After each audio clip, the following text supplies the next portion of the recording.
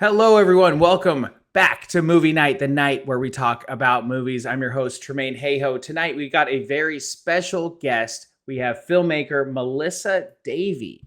Now, Melissa Davey is the director of the documentary Climbing into Life, which tells the remarkable true story of Diedra, the oldest woman to climb El Capitan in Yosemite. Her story is at the intersection of courage, aging, and reinvention, and she also happens to be the mother of legendary climber Alex Honnold, whose El Capitan Free Solo was captured in the Oscar-winning documentary Free Solo, and he also just climbed Taipei 101, a building that's 1.5 times the size of the Empire State Building. So we're going to be exploring these extreme feats that look through the eyes of a documentary filmmaker herself who spent years capturing the human side of climbing, not just the risk, but the meaning behind it. This is Movie Night, guys. Let's get into it. It's movie night, baby.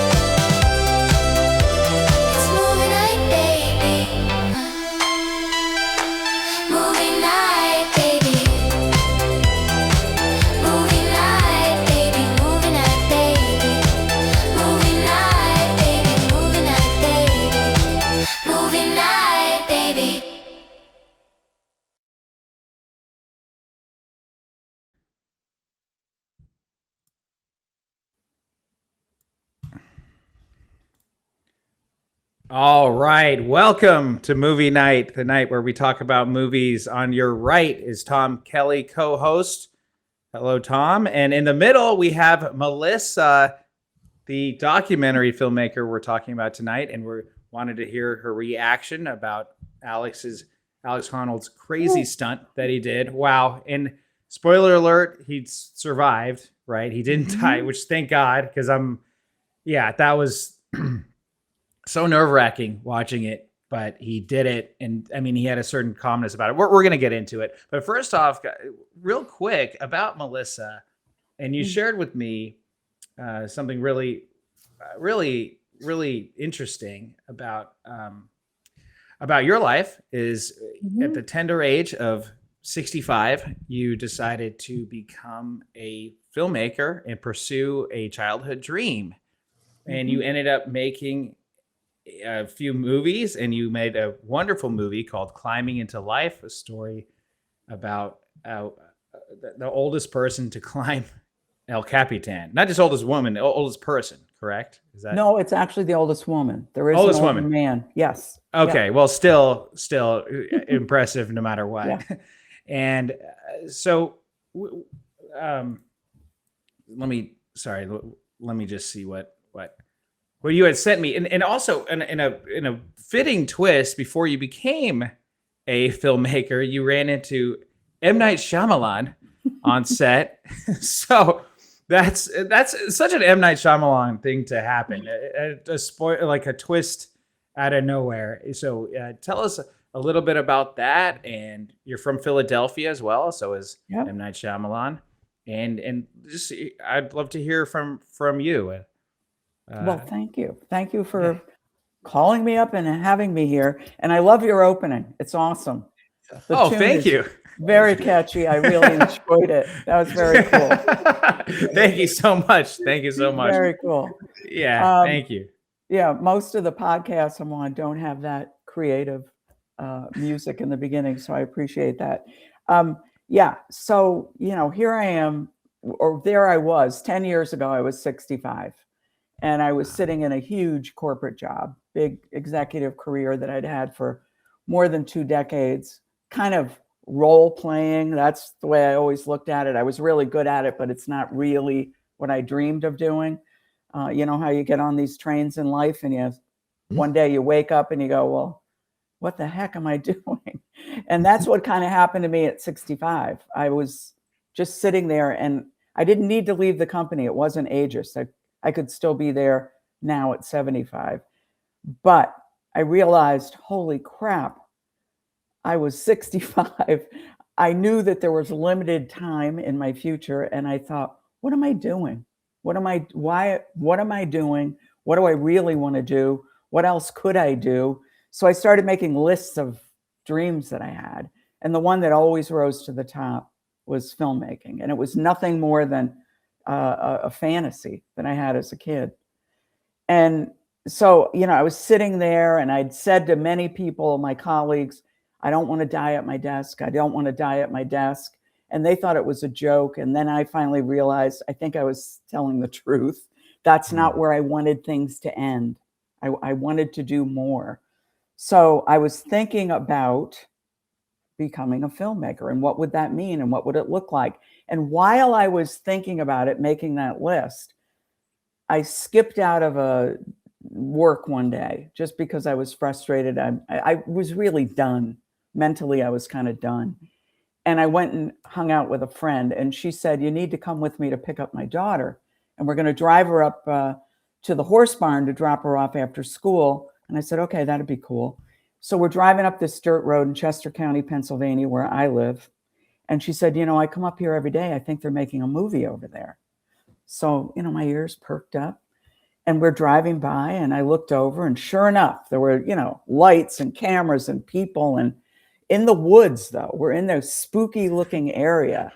And so we dropped the kid off and we came back down and we stopped. And I said, I bet I know who it is. And she was like, well, how the heck could you know? I said, well, look at it. It looks like a murder's about to take place here. In the woods. I said, it's probably M. Night Shyamalan because he lives, right near me. And he always does really weird, spooky movies. So I pulled out my phone. I put in his name. Up came his website. And up came a picture of exactly where we were sitting at that moment. Whoa. Wow. It said M. Night Shyamalan making a micro-budget film in Chester County, Pennsylvania. I said, well, there you go. It's definitely him. And then I noticed on the phone, there was a little red button and it said Charity Buzz. So I was curious. I didn't know what it was. I hit it. Win a day on the set with M. Night Shyamalan. No way. What? Oh, yeah. And all the proceeds would go to his education foundation, which is international. It's really cool. So we're sitting there reading about his foundation. And I didn't know he did that. And I was pretty impressed. And she said, you need to do this. You need to do it. So I started betting and it got kind of hefty I was betting for 2 weeks. And I was betting against this dentist in New Jersey. He wanted it as bad as I did. And we just kept going back and forth and back and forth. And then one day, it was the day that they were going to call it. I was at work, had my phone set up because I knew that it was possible. And I had made the last bet. The dentist hadn't shown up again. So I thought, well, maybe I hit the mark that he didn't want to go above, and I had run home and told my husband that, hey, I just spent all this money trying to get, just so you know. And he was like, wow. Yeah, okay, if that's how you want to spend your money. So boom, in 5 minutes, up came the message to me that you've just won a day on the set with M. Night Shyamalan. Wow. And so in 2 weeks after signing all the NDAs, I was on set with him for 8 hours at the train station in Philadelphia. It's when he was doing the film The Visit. Do you remember that Yeah, one? of course. Yeah, I remember that. Really good movie. At the very, just spoiler alert, at the very beginning of it, if you look very carefully, there's a train scene, and I'm sitting on the train with a newspaper, and the conductor comes by me. So we spent the entire day at the train station and on a train doing whatever scene that was with Catherine Hahn and the kids. And I was I was like a little kid. Yeah. He had me behind I thought he was going to just stick me in a chair and I'd get to watch. He had me behind the camera with him. And he was telling me what he was doing. He was asking me what I thought about certain camera setups. I was dealing with the crew. It was like, I don't know. I can't even describe how excited I was. And so at lunch, he and I took a break. We were having lunch. And he said, "What do you do for work?" And I tried to explain this big corporate job. And he kind of glazed over. And he looked at me and he goes, "Oh, God, what do you really want to do?" I said, "Oh, that's easy. I want your job." And he looked right at me and he said, "Well, you better hurry up." Oh. So, I mean, he knew I was an older woman. And he was kidding, sort of kidding. Right. But what he said hit me like a ton of bricks. And I'd already been thinking about it, just in weeks prior to that.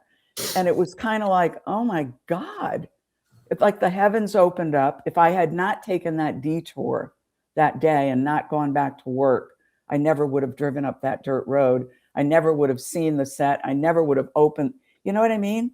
Wow. So and you never would have made this movie, guarantee. You would not have made this movie. Just kind of amazing. I went, "Oh God." I said, "I'm going to quit my job." And he just looked at me like, "Oh, okay." And the next day I gave a long notice because I had built the division of this national company and I needed to mentor somebody. And I also needed to prepare myself to walk out the door and become a filmmaker. So I gave a year's notice. And during that time, I went and found a production company to help me to do my first film called Beyond 60. And it's about 9 women all over the age of 60, how they're still really cool, relevant, doing incredible things. And that was my goal. I thought, if I'm going to do a film and I have no idea what I'm doing, I'm going to learn the ropes. What will I thought it would be easier to do a documentary than to try to sit down and write a script. So, and then what are the stories that interested me? What am I doing at this point in my life? And what are all the other women that are my age doing? And I bet you they have some incredible stories to tell. So that was Beyond 60. There's 9 different stories in that film. And that's streaming on most platforms. That's been out for 3 years now. 4 years. Yeah. And then it was, okay, I did it. It worked. I got into film festivals. I won some awards. It got distributed. And I thought, well, that's pretty cool for a first film. That's really cool. Yeah. And then it was, now what am I going to do? And you just make another movie. That's the only answer. Yeah. And then I thought, well, this time I won't go get a production company. I'll do it all. I'll do the production, the directing, everything, and just hire people as I need them along the way. And then COVID hit and everything kind of slowed down. And I spent a lot of time watching movies during that time, like many of us, and going on Facebook and Instagram, seeing what everybody was up to. And one day there was a post, an innocuous post written by somebody I did not know that said, "Hey, I just, heard about this woman named Diedra Wallenick, and she's the oldest woman to climb El Cap." And at that point, I thought, I'd already knew about Free Solo. Right.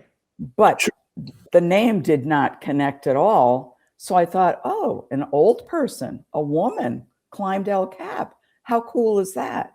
So all I did was leave a message to the woman who wrote the post and said, wow, that sounds like a great movie. And I left it there. I wasn't really fishing because it was COVID. The next day, apparently Diedra saw my, comment, and she said, hey, are you a filmmaker? And I said, well, Wow. yeah, I am. And she said, well, I think we should talk because I think I have a movie.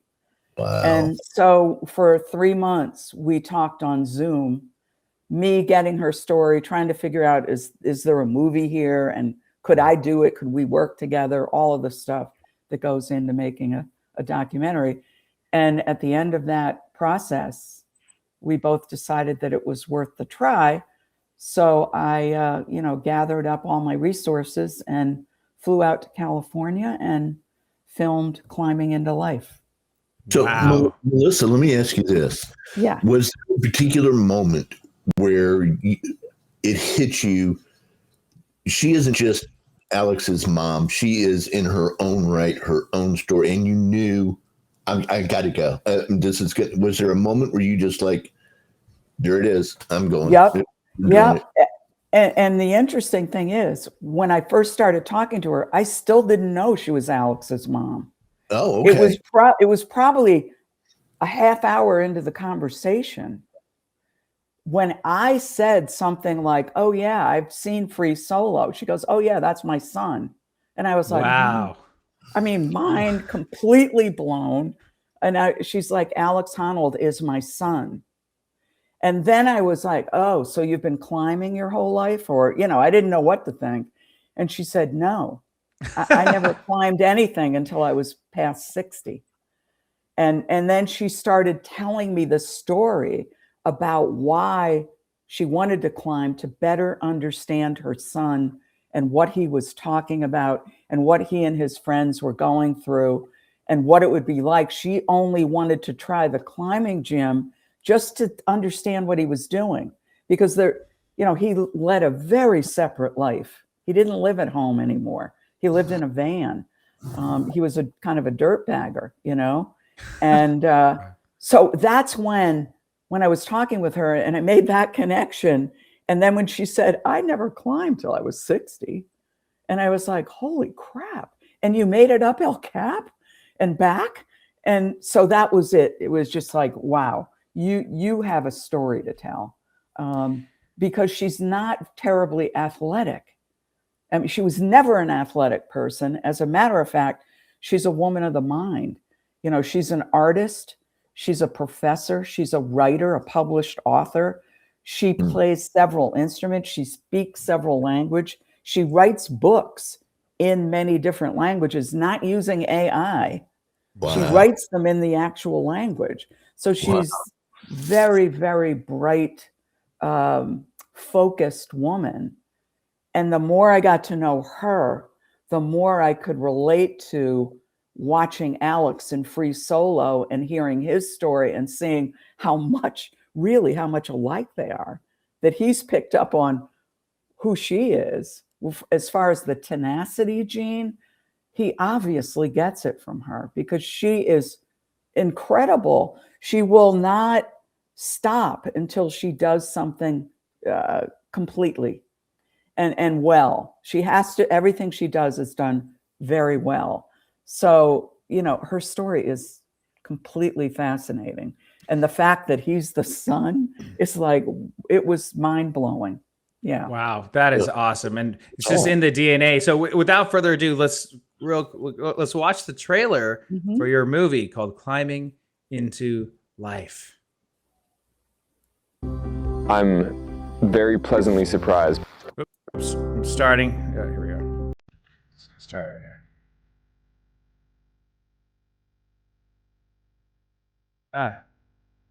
So how did I get here? It's a long story. One big smile. I took my daughter to a marathon and I watched everybody coming in from the finish line. I was thinking, oh, they look so happy. I want to know what that feels like. When I realized that the whole world was looking at this young white male, Alex, climbing this wall, and that his mother spoke 7 languages, played at least 3 instruments, was a painter artist, had lived in Japan, and was a prolific writer, I thought, why isn't society naturally looking at this remarkable human being? I'm very pleasantly surprised by what Mom has done in the second half of her life. I decided that, okay, well, maybe this is my chance to have a life. You can learn so much from copying the masters in whatever endeavor. 3 weeks, I think, after Alex did his incredible free solo climb of El Capitan, he led me up El Cap. Climbing is 100% you against you and nobody else. Only you know what you're capable of. And you'll never find out if you don't try it.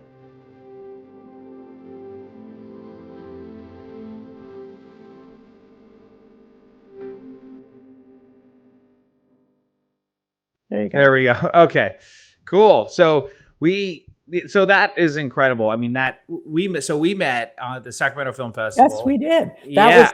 That was the premiere. And the cool thing was, it happened to be where she lived at the time, and all the crew, that I had at Yosemite was there. So we were all able to see it together.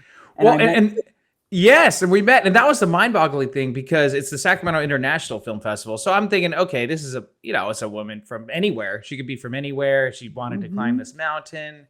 And then it revealed in the documentary, because I came in cold, I didn't know the programming of the film festival, and I watched it, and they mentioned about Sacramento. It's like, what? She's from Sacramento? She's from my hometown? Sacktown represent. And she was there, right? She was there and watched it, and I was blown away by this movie. It is something that at any point, if anyone ever says, oh, I'm too old to do it. I'm too old. I can't do this. I'm a man, or I'm a woman, or it's too late. I can't follow my dreams. It is so inspiring seeing that. And you really showcased it and captured it in a very high quality documentary. A lot of fun. And by the way, this is her second movie, right? Movie number 2, right? Yep. So, I mean, you really knocked it out of the park. And not only that, it just shows that you are meant for this. This is something that, as a storyteller, I love it. I love this whole storytelling. I like to listen to stories. I like to tell stories. I mean, we change as people. We're changed by watching films, listening to stories, relating what somebody says to you, and maybe challenging the way you think about something. That's always been a part of my life. So filmmaking really allows me to do that. It's pretty amazing. It's the oldest form of entertainment, right? I mean, back to the campfire, piracy, hundreds of thousands of years. They sat around and somebody said, almost got gored by a buffalo today. Let me tell you what happened. Or, dinosaur, whatever. We've been telling stories since the beginning, and they're so important. And you have no idea how much I'm gushing right now, because I was a climber through college, and I actually went to school on top of a mountain, and that's what we did for entertainment all the time. Was, hey, we got about 3 hours before sunlight. We got time to repel the north face. Let's go. Wow. That was a good portion of my life. And that's awesome. The story, the original. I'm suddenly drawing a blank. The original name of the movie, Climbing into Life. No, the other one. Free Solo. Free Solo. Yeah, Alex's film. Yeah.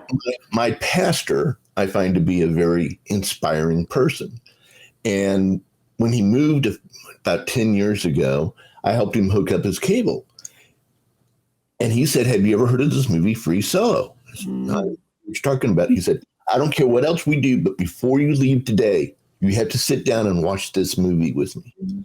He, a man who's inspired thousands and thousands of people, is so inspired by Alex's story. And now in your story, you're going to retell a story that inspires so many. I am also I had very trimmed beard and very cut hair, and was an executive in a large IT company for 20 plus years. I'm and so sorry.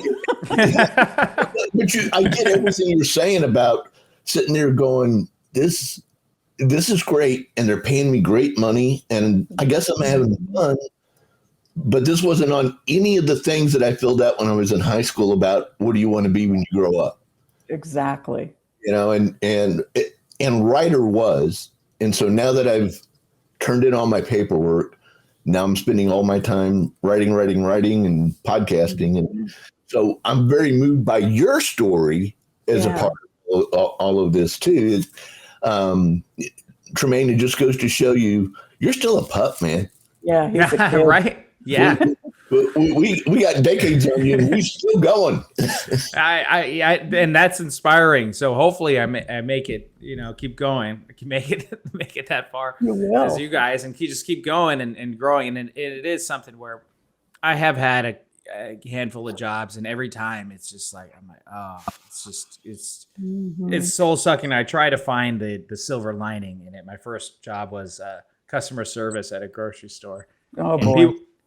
So people come in, they blame me, of course. Everybody's mad. Yeah, everyone's mad at me. You overcharged me for my strawberries. I'm like, look, lady, I didn't overcharge you. The system didn't register the coupon or your card, right? And at first I hated it so bad because I was just getting just stones thrown at me all day. And I was just like, well, then I reframed it. I'm like, okay, how do I make this customer who comes out and really angry? Well, this one lady brought a half-eaten watermelon, slams it on the counter. She goes, "This watermelon tastes like water." I kid you not. And it's like, how do I even respond? I'm like, did you know watermelon's like 97% water? So I was just going to say. Yeah. So, well, yeah. I mean, but it just tastes like water, Anyway, I learned how to deal with these types of customers. And then I got to the point where I'm like, you know what? What if I have them really angry? They start off really angry at me. And then what if I leave them laughing, right? If they leave laughing, smiling, happy customers. And I started to do that. And to this day, I've used those skills, whether it's, especially with directing, you're dealing with some conflict, a bunch of different personalities, everything, problem solving. Like, okay, how do I take this really challenging customer and make them happy and make them want to still come back and all that good stuff.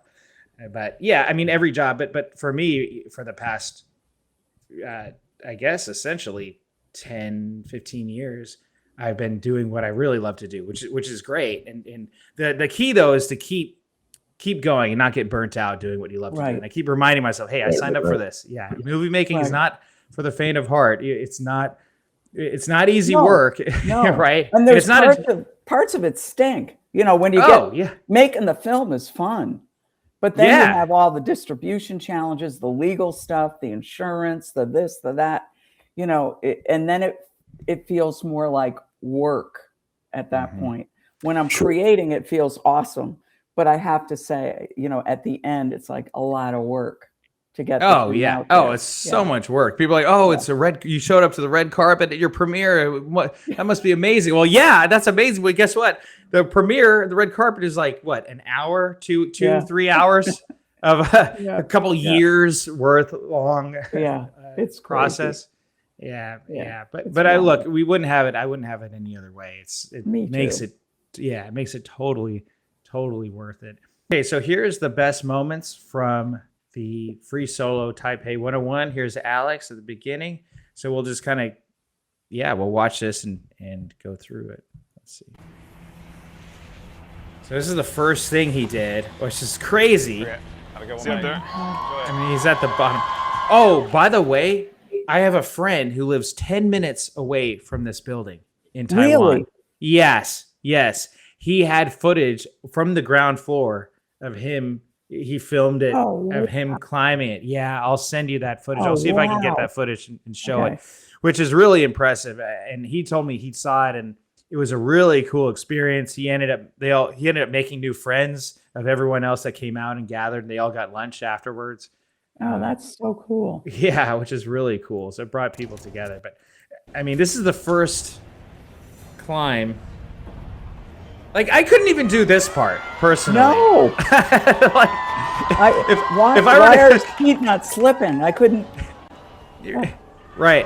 Just casually wave. And I guess my thing would be, I would be afraid that the audience distracts him. Right. And I kept saying that during watching it. I kept saying, "Oh my God, I hope they don't." Especially all the people inside the building. Waving at him. I thought, they're waving. Oh. Yeah. Or if they could use flash photography, flashing in his eyes, and he's trying to climb. Yes. Right. Hey, Hey. Made me nervous. Oh my gosh. Bit of a showman in him, huh? A bit of a showman in him. I think he's been hanging out with me too much. Man of a showman. It does ease Oh my gosh. nerves a bit to see that smile. So he's having a good time. From the corner, and he has to get on top This of it. is he has crazy. To get out, rely on his Like arm. this, like how do you? Oh my gosh! Yeah. This view alone is, and then everyone watching. It's, Throw his leg up. Just put your other hand on the thing. Why is he's just one arm in it? He's One shaking his arming it. hands, He's resting a little bit. He's putting chalk on his hands. That's Oh. going to absorb the sweat. He's he's going climbing. just casually climbing up. Just going climbing. Oh my God. Oh, The see, jump. The this jump. part, you feel like he. Oh my gosh. Yeah, it's amazing. Can you just take a step back? Yeah, it's amazing. Yeah. Yeah, he's right at the edge too. What was terrible is that they're in his ear too. Yeah, buddy, can you take a step back? Can you move around? Can you? Yeah. Right, that would get me too. I'll go ahead and get back on the building and start just holding on. You're freaking me out. All right, see you guys in a little bit. I'm gonna keep All cruising. right. See these people. Then Yeah. we've got Mark Rober, the YouTuber. He's cool. He seems like a Funny. good guy. Yeah. He does some cool stuff. Yeah. Oh gosh. This is like, how is he holding on to that little? And it rained the day before. Oh, Yeah, ugh. I mean, And I this know is Mark was excited angled being up there. out. Oh, no. Oh, see how he's just leaning back with his leg is holding him in. Crazy. Yeah, that was difficult to watch. Oh my God. Are they like part? Is the family part monkey, or did they Yeah, inject some monkey DNA into them or something? I don't know. Some climbing. Emily, no! Oh my gosh. Oh. Oh, this part. And then this part, This part killed me. because my whole thing is, what if he stands up at the top and then slips off? Or that looks. Exactly. It's that look- round and it's It's- slippery. Yeah. It's shiny. Oh my gosh. Here we go. Here we go. Wow. He's done Wow. I mean, Taking a look at him. selfie. taking a selfie. Look at that. Which, by the way, more people die from taking selfies today than Mhm. get killed by sharks. So, Yeah. What if he? So there he is. Oh, I can hear you guys. Yeah. Hold on, I'm Let's taking go. first photos in the city. Hold on, I'm just gonna take some photos. Yay! So great. Wow. And then he gets his wife. Honey, yeah. So you met them both. Was it really hot? Yes. I think it was Yeah. great. Can't see anything. She's incredible. Really? Oh, yeah. I mean, to be She's able an to even. incredible woman. Oh, wait. Jeez. We should say hi to the kids. Oh, Hi, Summer. They're not watching. I know, but They're okay. still. They're not watching. Babies. Hey, kids. They're not watching. Hi, Mom. Yeah, I wouldn't let my kids watch that. That's, When they get older, they can watch. it. right. Yeah, exactly. Yeah. But Wow. they're a beautiful couple, and she's really softened him. Wow. Yeah, she's an amazing person. Wow. That is awesome. And that, yeah, it's so for you as a filmmaker, real quick, what was that like, capturing that someone climbing that mountain when you filmed, when you filmed her? I mean, did you have you had a game plan going in of how to film her as she's climbing. Yeah. And I filmed her after she had done her climb, obviously. Mhm. So what I wanted to do was get out there and get her on El Cap and other mountain faces within Yosemite so that we could at least show her climbing. So I had to hire a climbing videographer to do that. And so that was interesting. And the day that we started filming in Yosemite, I had 2 people with me. And I said, well, how far in do we have to go before she starts climbing? Oh, no, it's just a short little walk in, but we're just going to. So they went ahead, and I'm with this woman who's helping me. She became my assistant. She's a climber. And we're walking and walking and walking. And then all of a sudden it starts getting bouldery. I'm not a climber. Nobody told me I was going to have to boulder my way up 1,000 feet.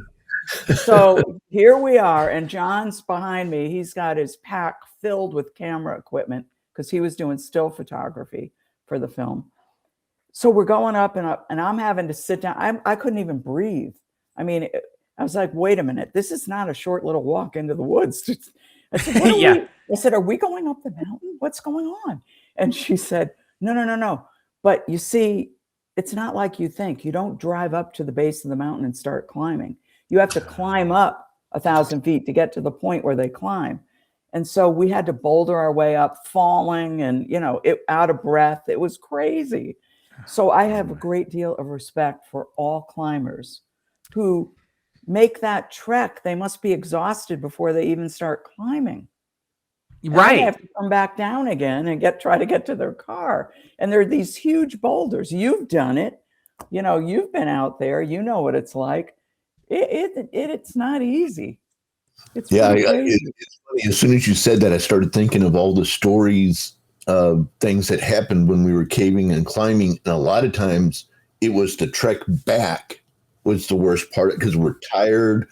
And we had one person get hypothermia once. And I mean, she was in really bad shape and all that kind of stuff. And it all happens at the end when you're already exhausted. Or somebody slipped. I slipped and fell and broke a finger, and all on the same trip. It was just, you're right. At the end of it, you're exhausted. Yeah, it's exhausting. Like I have great respect for all of these climbers because it is an amazing thing to see.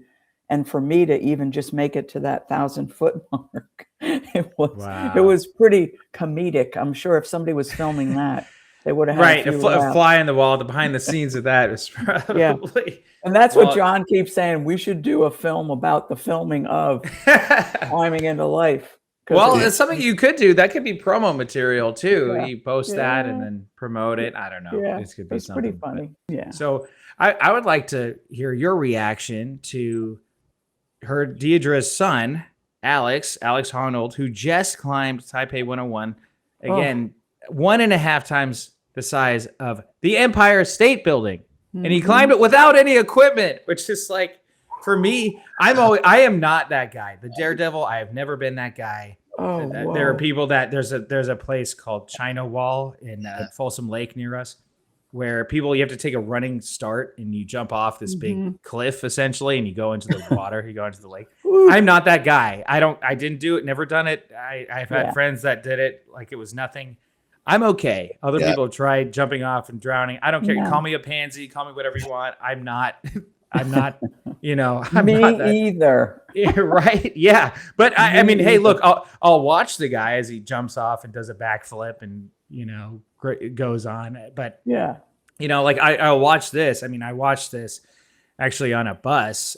We were on the bus coming back from San Francisco. We were going to the Walk for Life, and then I was on San Francisco with my app because I had planned and set it up to watch it Friday night. And and then it was postponed for rain. You're right, and you messaged me saying, "Oh, I don't know if you knew this, but it got postponed for rain." I'm like, "Oh man, dang," which is crazy. I was so glad. Obviously, they didn't make him still climb. I know. Yeah. But I'm just thinking, well, is one day enough for the rain to Yeah. dry up, right? Like Yeah. one day, oh, we'll just do it tomorrow, right? Yeah, sure. Yeah, it was amazing to watch. I mean, my husband's hands were sweaty. He when he gets nervous, his hands get really wet. So he would lean over and touch As me most and go, people. It's like, it's really high alert here. I'm like, oh my God. It was fascinating to watch. I mean, my heart was in my throat most of the time because, watching Free Solo, I already knew he was still alive when I watched Free Solo. That's so good. Even though it was challenging to watch, and it was Yes. like, you knew Right. that he made it through. But this time you're doing this on live television, right? In front of millions of Live people. What television. happens if he were to fall? What would have happened? I mean, they said they had a 10-second delay. That's how they set it up. So the 10-second delay, if he did fall, they would be able to cut the film. But can you imagine? And that's I knew that ahead of time. So I kept thinking, if this thing delays for any reason, I think I'm going to fall off the couch. But he did it. And he did it. It looked like a really difficult climb in spots. Right. And he's climbing up the side and there's this weird, like big L-shaped thing. Yes. And going around those and he just climbs up it like it's nothing. And the part where it was slanted out and he needed to get around, he was hanging in the air just from his fingers. I was like, okay, this is crazy. And there's nothing down below. I mean, they don't have any kind of structure to catch him. If he did fall, it would have been right to the pavement, which I kind of was concerned about that. I thought, well, they could have at least put something there. Right? But I mean, I think it's probably because he's so high up. I mean, it doesn't matter. It wouldn't have mattered, right? Right. It's like water. You could jump if you're high enough, falling high enough into water. It's it's the same thing as falling into cement. Yeah. But he did it in 94 minutes. I mean, in an hour and a half. It's like I don't think I could climb the stairs at that place in an hour and a half. Right. I couldn't believe that. Yeah. And I was texting with his mom. His mom was, but she wasn't worried. She said, no, I'm not worried. He's got it all planned out. It's going to be fine. He'll do great. Wow. So I felt more nervous than she did, I think. I felt more nervous than she did, definitely. Probably most people. Yeah. And I think she has she obviously raised him and she's seen him do these things thousands of times. And she's very aware of how practical he is in his approach to climbing anything. If you remember Free Solo, he studied that mountain for 10 years before he did that. He went up and down and up and down and up and down, capturing every little nook and cranny. So he knew exactly when he didn't have ropes, where he was going to run into issues and what could he do to, circumvent the issues. And that's what he did with Taipei 101 as well. He's a very thoughtful individual. And meeting him, I got when I went out to Yosemite, I filmed Diedra in 2 segments, one in Yosemite where she was doing some climbing and where I got to interview some of the people there, and then at her home in West Sac at the time, and at her gym in West Sac that has the climbing gym. And, we were there, and honest to God, Alex just happened to be there. He and Sonny and their new baby at the time were there, ready to climb, and it was a coincidence. I did not plan, because she told me she didn't think that he would even consider being a cameo in the film. Really? Oh, yeah. Wow. So I was like, all right. So I wasn't even thinking about it. I was just going to film her. Then she said, guess what? He's here. And so we all met for pizza one night, and that's in the very first part of the film. You see us sitting around chatting, and the baby was there, Sonny was there, and the crew. And, I didn't want to ask him in front of people because she'd already told me he wouldn't do it. So when we were getting ready to leave, he got up and he picked up the baby in the carrier, and he was walking out by himself. And I just ran up and caught up with him. I said, hey, I didn't want to embarrass you or put you on the spot, but I have a question. You know, I'm filming your mom. You heard what I'm doing here. Would you consider just giving me a little cameo so I can ask you a couple of questions? And he didn't bat an eye. He said, sure, I'll meet you tomorrow. Wow. And I was like, wow. It was. Wow. So when I told his mom, she's like, really? Well, you know, it's funny how a lot of how moms are, Yes. where you know, oh, my son wouldn't want to do that. It's just his mom, right? Where that is kind of a mom thing where you're like, but I mean, he's like, that's my mom, of course, she's awesome. Yeah. She's climbing a mountain, just talking about climbing, things that he loves to do. Yeah. And I mean, that couldn't have been scripted better. But I think that's a really good note at home for people that are filmmakers or want to be filmmakers, especially documentary filmmakers, where you're showing actual people, real life, their own characters, how to approach people. Because a lot of other people would have been like, oh, you know what? I'll put him on the spot. Then he can't say no. Right. And that's not the right way of going about it. You went about it very tactfully, very tastefully, and not putting him in a pressure situation, which I'm sure if he said, oh, you know what, I'm kind of busy, I got to home, you know, you probably wouldn't have, you probably would have been like, well, okay, that's too bad, but that's okay, exactly. Right? You know, but he immediately was like, sure, happy to help. Yeah. And I was like, oh, wow. And then I had to come up with something to say, really, well, where can we meet tomorrow at the rock, you know, by the tree? The rock. And that's what we did. He was actually sitting on a rock, and he brought the baby with him. And, you know, I was holding the baby for a while and then handed the baby off to Diedra, her first grandchild. He now has 2 children, 2 girls. Yeah. And it was just a wonderful experience. And it was so great to have just his commentary about his mom, growing up with his mom, and how he saw her totally immersed in intellectual kinds of, you know, creative endeavors, and that he was really pleased that she added all this. You know, she started running. And again, she's not this, when you see her run, she doesn't run like a runner. She runs like an older woman, you know, she's not fast or agile. She's plods. She makes it through, and she doesn't stop till she gets there. Same thing with climbing. And she'll say, I'm not the fastest, but I'll get there. I'll do it. And her thing with Alex was, look, take me to the climbing gym, show me what it's about, and then I'll be fine. She did that. She loved that. And then she said to him, do you think you'd ever take me up El Cap? And he said, sure, you just have to learn how to jug. And so she went and learned how to do that. She trained for 18 weeks. And then he took her up. And she talks in the film about what that experience, how difficult that was. How she thought she was ready, but she said, you know, 3/4 of the way up, she felt like giving up. You know, she was exhausted. They did it. Shaking, they did it. You're shaking. Everything's shaking. She talked about that. They did it in 13 hours. And that was her first major climb. Wow. So, you know, and some people take 2-3 days to do El Cap. She went right, and she said he's fast and he just wanted to keep moving. So she did. Well, she made it. It's funny, Melissa, when I first heard this story and started looking at it, it said that she did it in 1 day. And I thought to myself, that's not what they mean, because nobody climbs El Cap in 1 day. That's just not. 13 hours. Yeah, she did it. Nonstop. And then it was 6 hours to get down.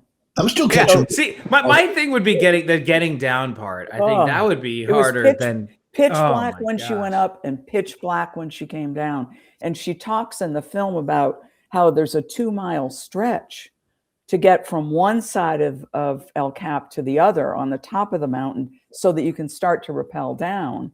And she said it was pitch black. All they had was their, you know, cone lights, and that there was all this glacier polish, and it was really slippery. And she said it was really challenging.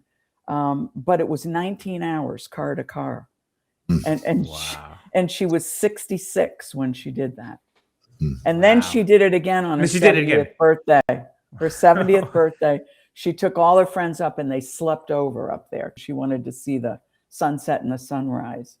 and they had a party up there. Yeah. Did her friends climb it too, or they just meet her at the top from another? Oh round? no, she has all these climbing friends now. And they're Oh, mostly a lot wow. younger, so they all went up with her, and so the Whoa. young ones carried champagne and cupcakes, and they had a big Oh. party up there. That's what I'm talking about. Yeah, That Yeah. is that is that, awesome.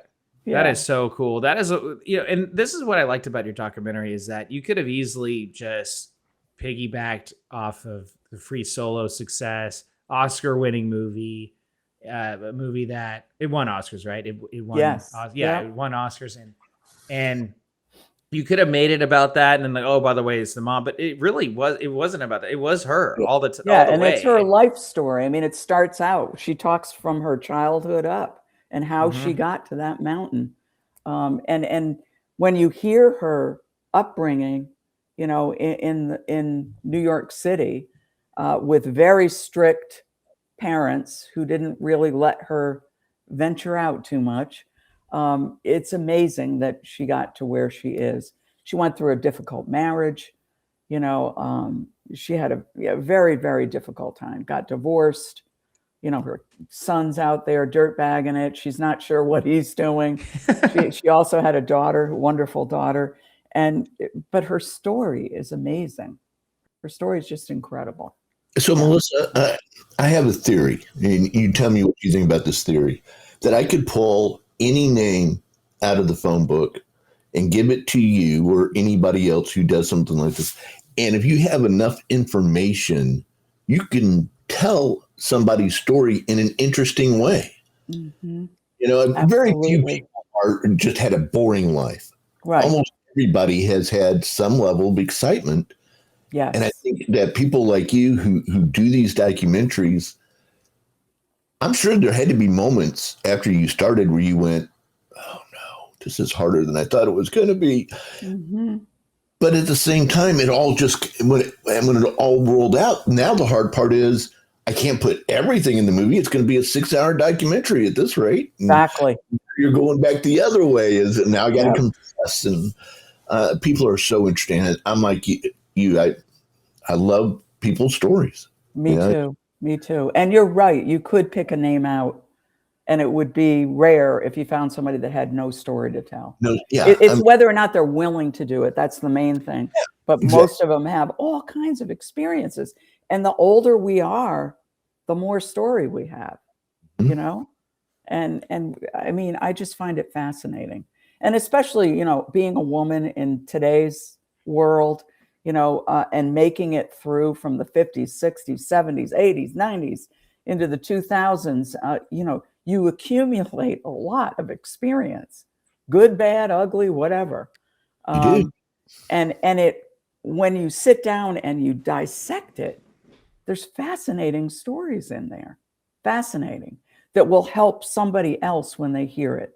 It will help them look into themselves and think about their own story and think about what they might do differently or what they might be capable of or what they want to share with the world. So yeah, I love it. I love it. I wish I could just say that I could just film people and not have to do all the hard work afterwards. Yeah. The post-production. That would be awesome. Well, yeah. Well, and that's the tricky part about a documentary because there is no script. I mean, you have a story, but you have to essentially, I always say, I relate to it as a puzzle, right? But you have to film the puzzle first, and then you have to create your own, all the pieces, but then all the pieces are all laying around the ground everywhere. Yeah. And then you got to piece it together into something that actually makes sense, that's coherent, and having a beginning, middle, and end, and not just, because you could easily go off on wacky tangents about the story's life and okay, you know, what does this relate to what she's doing? But the way you did it was really well. It was really well done, beginning, middle, and end. It was gripping, fascinating, inspiring, and so tell me, like, so when you decided on the runtime, what is the runtime of the movie? This runtime is 52 minutes. Now, my first film was an hour and 17 minutes, but that was 9 women. Right. So this one, you know, I mean, here's something that I and you guys can tell me what you think about this, but this is a thought that I've had lately, is that as I get older and the younger people coming up watching films, it seems to me that they want shorter films. And there seems to be in the genre of shorts. It's amazing when you go to the film festivals, how many shorts there are today compared to 10 years ago. Right. And so I was thinking, I could have made it an hour and a half. But then I thought, you know what? When I hit that 50-minute mark, the story was there. It was robust. It was fine. And even now, when I look back, because filmmakers always look back and go, I should have done this. I should have done that. I could have made it maybe 47 minutes, but it worked out to be fine for that. Well, I like that you did that because you didn't try to make it this TikTok minute long thing because that wouldn't do the story justice. And then it doesn't wear out its welcome too. And that is the one thing that you never want to do with your films is wear out your welcome, where people say, oh, it was really good. And then there was an actual extra 25, 30 minutes. Right. That's how I feel about Oppenheimer, by the way. Hot take. Oh, hot yeah. take. Right. It's like they go up to the part, build it up to the whole building of the bomb. They test the bomb. It blows up. And then like that would have been a perfect film, a perfect ending. Yeah. But then it went on. They kept going. They went on for like another hour and it became a courtroom drama. And it's like, this is a different movie. I agree with that. Yeah. Yeah. And that just high drama and it's.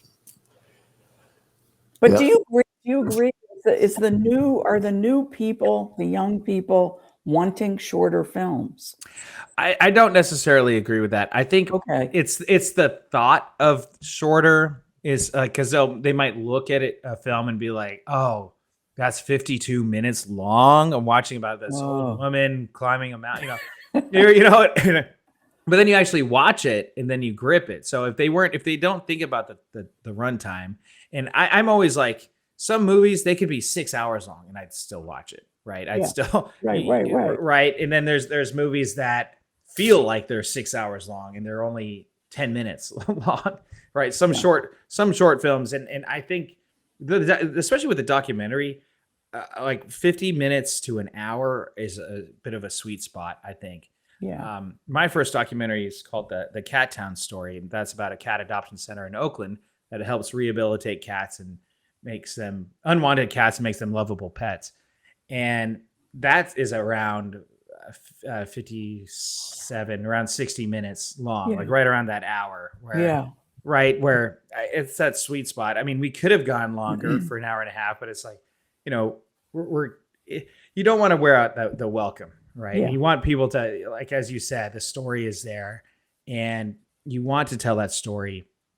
But with the documentary, especially, you can tell the story, get the point across, leave people inspired without leaving them bored or leaving them, wearing out that welcome. Right. Where people can say, oh, well, okay. All right. We get the point.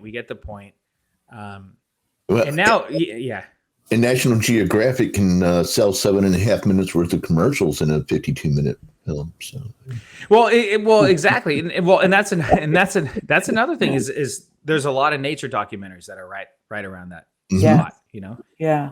And I think that's a sweet spot. It's interesting to me because with this film, we went to, we were on a 15-month film festival circuit. I did, 18 film festivals in the US, Canada, and the UK. I ended in the UK.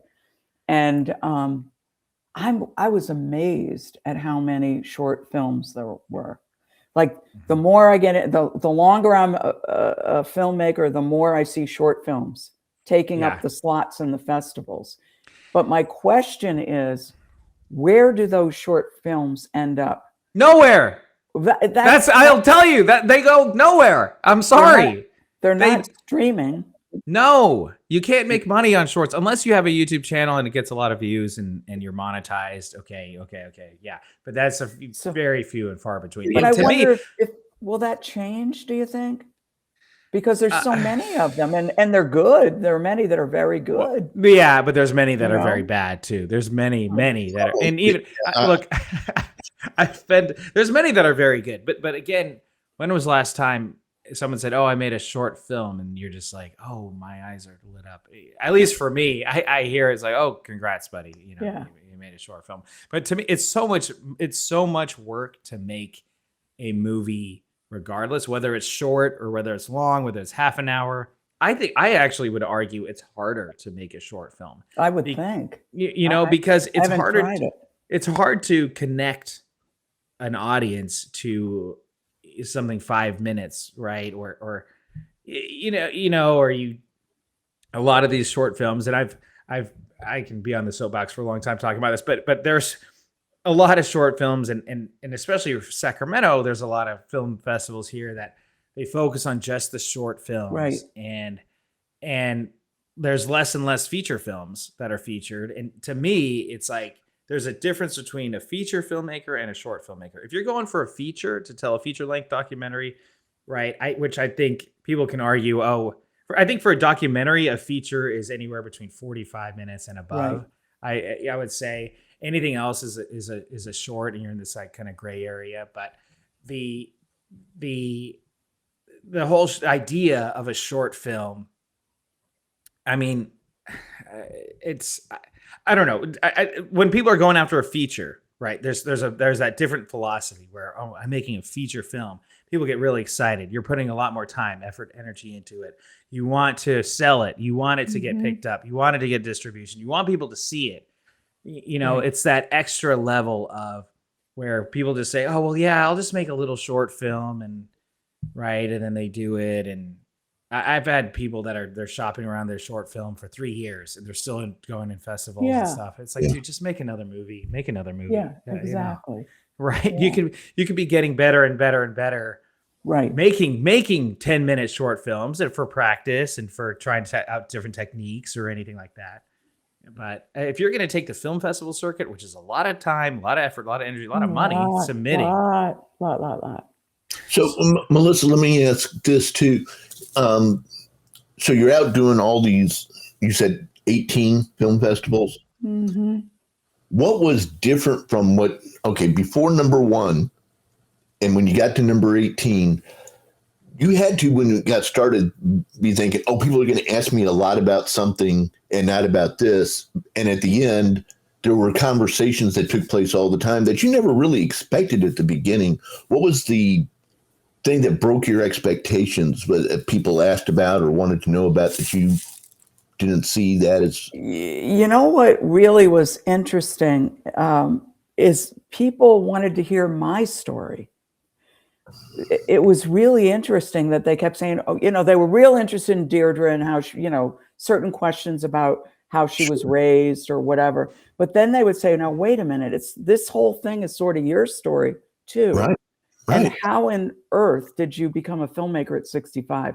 And I started hearing that everywhere. And then it became, people were coming up to me afterwards to say, can we talk more about this? Because I've had this idea that I wanted to change my career and do this or that or the other.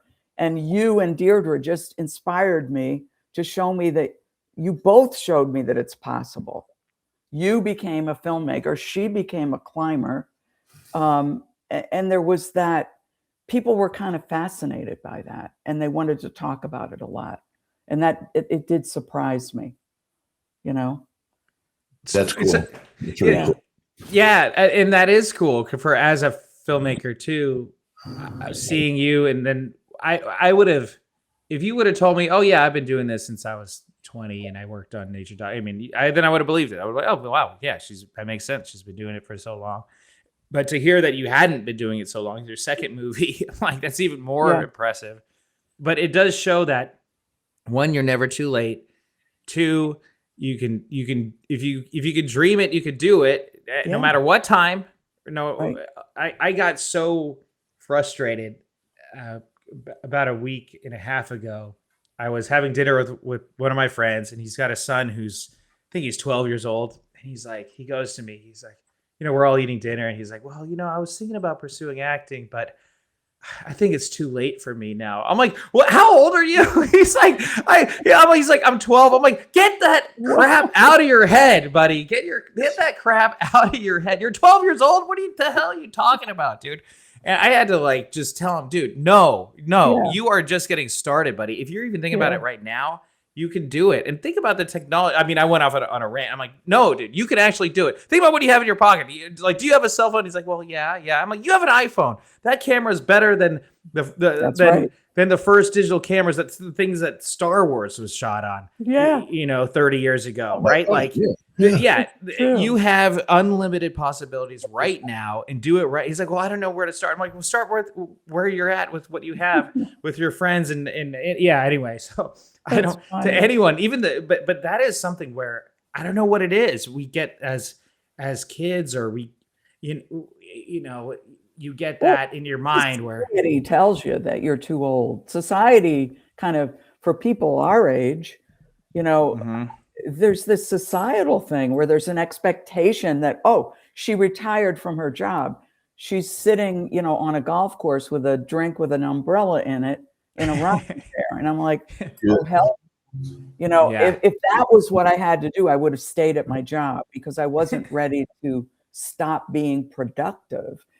But I think, and I may be wrong, but I think that my success in my short time in filmmaking and Deidra's success in her short time of climbing has a lot to do with we didn't start till we were older. We already knew what we were good at. We already Yeah. knew what we didn't know, and we were very comfortable with that and not afraid to ask others to help us. So, that comes with age. You know, when you're really comfortable with yourself and you're like, oh, I suck at that. So I'm going to have to go find somebody that can do that for me. And there's no shame in that, or there's no, you know, shame in admitting that, you know, I'm just a human. I'm really good at this, but not that. But a lot of younger people, when I say, you know, 30s, 40s, even 50, they're too embarrassed, or they think it will make them look bad if they ask for help. So they don't make that move. You know, they're not confident enough yet, many people. And I think that comes with age. So if you're older, I think you have an opportunity to go do whatever you want, as long as you know what your limits are, you know? That's a good point. And you had that.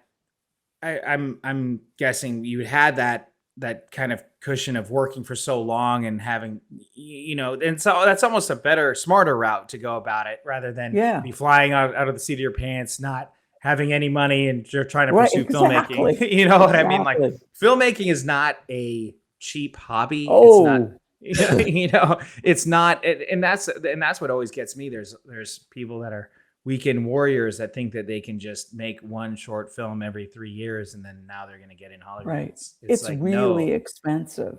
It's really expensive. And I bankrolled both of my films. So wow. I used my savings, and I never would have had the savings if I didn't have the job that I had. Right. You know, now I've sucked up a lot of our savings, and we're both retired. You know, I'm not getting a paycheck from anybody. I get those little checks that come from Amazon and, you know, Hulu and all those places. But they're very small. Yeah. That's treasury month too, on the third Wednesday of the month. Exactly. Yeah. So, you know, it's pretty crazy. And I have said now I need to draw a line in the sand. I just can't keep spending hundreds of thousands of dollars to make a film. So, as we're starting to run out of time, what is next? What's next on your plate? I'm working on a film right now, and this time I was recruited. Now, I volunteered to do it on my time for free, but they're covering all the costs of the crews that I'm bringing on. This is for the Montgomery County Women's Center in Pennsylvania. It's a domestic violence center that's been there for 50 years. They lost a bunch of their funding recently. And it started out with, Melissa, could you help us do a little short to try to do some fundraising? And then when we got talking, they're incredible what they have done in 50 years.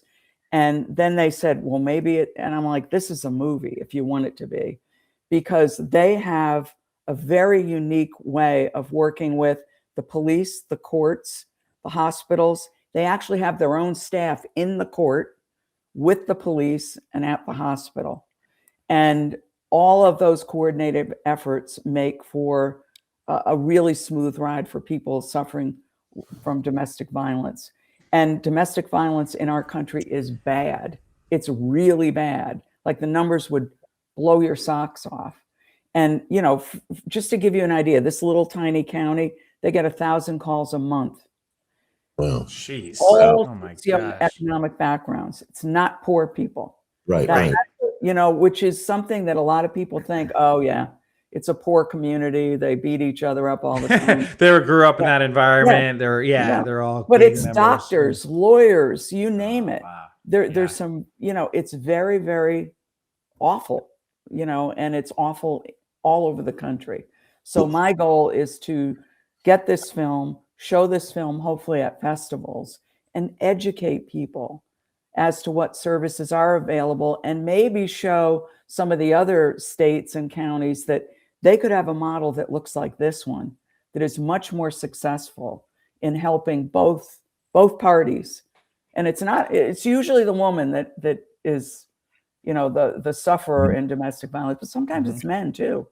Oh You yeah. know? Oh yeah. Oh yeah. Totally. It's amazing. So the stories are amazing, the court stories, the judge. So I'm interviewing judges and court personnel and victims, and I think it's going to be really interesting. Wow, that is fascinating, and that is good for you to take on and tackle that tough subject. Timeline? When will we see it? When's that going to be? Oh, when is it going to be done? Yeah. When's the red carpet premiere? Yeah, when is it going to be streaming? How, you know? You mean gotta love those questions, right? Which one? Climbing into Life? Yeah, either one. I think he's asking about the new one, but okay. Well, let me start with Climbing into Life. I'm working with an aggregator right now to get it out on the streaming platforms. So I'm hoping in the next few months that will be ready to go. And that will be on my website. People can come to melissadavey.com and you can see both trailers for both films and where you can find the first one as well. As far as this one goes, it needs to be done for a gala event that they're having in October. Okay. So I have between now and October to get this thing filmed, edited. It's going to be fast, actually. Yeah. What do you have a goal for runtime? What you have for runtime for the gala? It looks like it will be in that 50 to 60 minute mark, you know, because there are so many different people in it and so many connectors. So I was thinking 45 to 60 minutes, somewhere in there. Yeah. Great. I'll put up right here your website, melissadavey.com, correct? Yeah. Yes. Okay. And people can contact me through there. Great. Email. Awesome. Yes. Go to her website, melissadavey.com. I'm so excited about what you have next and what you've done already.